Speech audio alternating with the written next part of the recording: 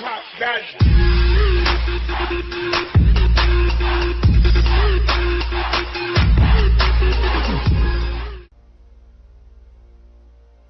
What's happening, everybody? Welcome back to another gameplay. Today we're going to be finishing the last ever campaign mission.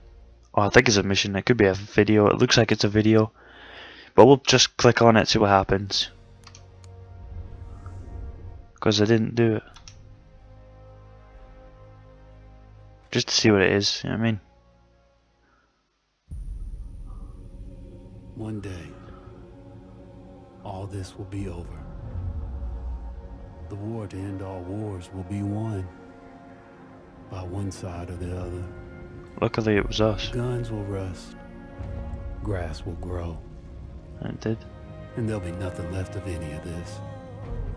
The It's land true. will heal itself, as everything does in the end. We'll be long gone by then, but maybe not forgotten. History only remembers 1 in 1,000 of us. Then the future will be filled with stories of who we were and what we did, how we lived, how we fought, and how we died. When this is all over and the war is won, they will remember us. But until that day comes, we will stand. We will look death in the eye, and we will fight.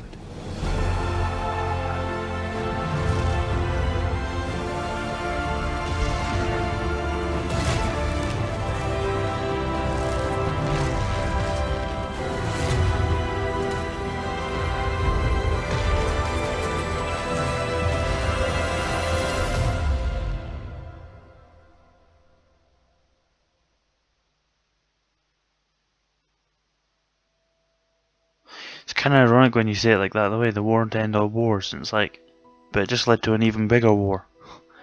What was it? 14 million people died in that war. Brutal. I don't mean like, oh, they just got shot and died. No, they got gassed, they got fucking carpet bombed, they got everything happened to them. And then 66 million estimated, could even be more than that, died in World War II. And it's like, holy shit. You know what I mean? Like, really, that is brutal. And the reason World War II existed is because of this war. And it's like, it should have been named the war to start all wars. Look, I got another gun. But yeah, I didn't realise it was a video. If I knew it was a video, I would have just watched it on my other one. So this is going to be a very short video. I want to say, I had to look up my phone because I couldn't remember the guy's name. But it's a person that died during World War I, and the way he died, I have to tell you, because there's a great deal of people that don't know this story, and it's just insane. Like, really. The man's name is, well, it was Private, because he was a private in the army. Private George Lawrence Price. He was from Nova Scotia, Falmouth, which is near Canada. Now, this man served in the Canadian Corps, and from 1917 to 18, actually I'm looking this up on my phone, he fought at Cabri, which was mentioned on that campaign, which was cool. And the amazing thing about this fella is he is traditionally recognised as the last soldier of the British Empire to die during World War I. Now, November the 11th, 1918, 11 o'clock. That's why it was called 11/11/18, because that's when the war actually physically ended. That's when the armistice was signed. So, but before the armistice was signed, Britain thought it would be clever to try and gain more land, so they attacked Germany.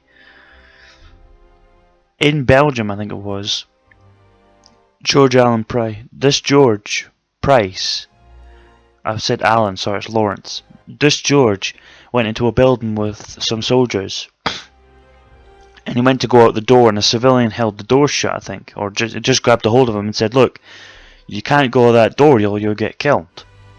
He ignored them and went out the door and got shot and died. And believe this, I mean, not many people believe this, 10:58, 2 minutes 2 exact minutes before the war ended. He could have, if he had waited there 2 minutes, he could have went out that door and he would never have been killed. It's like, how fucking bad is your luck that you stepped outside 2 minutes before the war ended and got shot and killed? And it's like, but people say that when he was shot it was 10:58, and when he hit the ground it was 11 o'clock. So basically when he hit the ground the war ended. It's like, I mean, just the last bit of blood to be spilled. It's like, for fuck's sake, man. But like I said, this game, out of 10, I would have to give it I was going to say 9. Because obviously every game can't be perfect. And I mean, that ending was just fucking important. Well, we saw it last time, trying to blow up that train. Holy crap. I nearly threw my controller through the screen. So it was a good game. I'd give it a 9 out of, I would give it a 9.5 at least. That would be the least I'd give it. And the most I'd give it was 10. It was a fucking great game, and the multiplayer itself, you know what I mean? Like, the multiplayer in that is absolutely fantastic. You know what I mean? I actually play better with these ones, you know, like old style tanks and machine gun setups and cannons, and than I did with Battlefield 4, which is like UAVs and modern tanks, and I usually sucked ass at that game. Laser controlled rockets and stuff like that, and it's like, I sucked ass at them games. But yeah, this is going to be a very short video, 6 minutes. Like I said, if I knew it was going to be longer than that, I would have just watched it when I completed the game. So yeah, that's it. Like I said, I just thought I'd tell you about that George Price.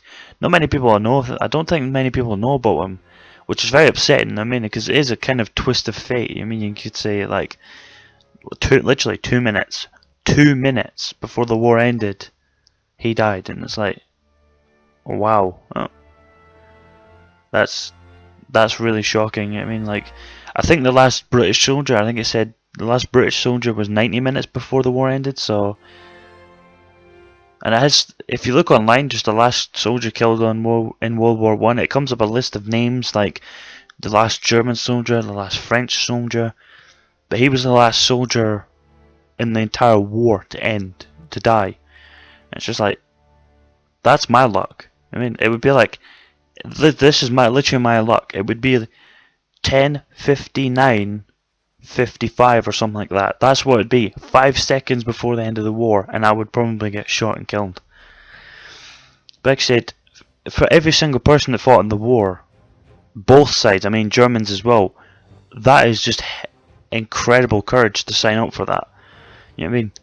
I know people are going to be like, well, they started the wars. Yeah, but have you ever seen the stuff that the Germans ate? I mean, they ate green bread because it had no wheat in it.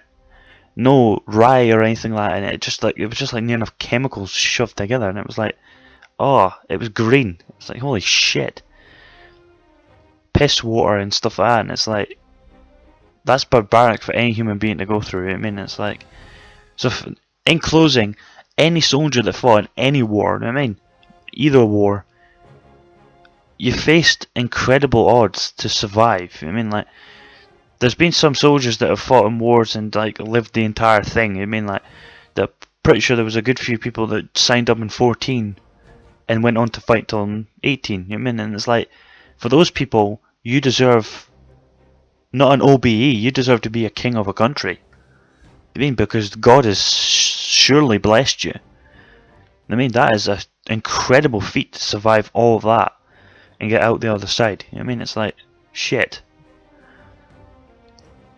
So I salute everyone that fought in either war, because, as I said, the odds stacked against you were just incredible. I mean, you're like 1 minus 6 billion as the chance that you would actually survive. I mean, it's like, or 1 in 400 billion of you surviving, and it's like your odds were stacked massively against you. Unless you were a general, then you were pretty much set for life, because you didn't really have to go into the combat. I mean, some generals and colonels did, but not a lot of them. So, a lot of them wanted to. That was the thing, I think. But like I said, I'm dragging this video on. I hope you guys enjoyed the video. Remember to comment, like, and or subscribe. And as always, keep on smiling.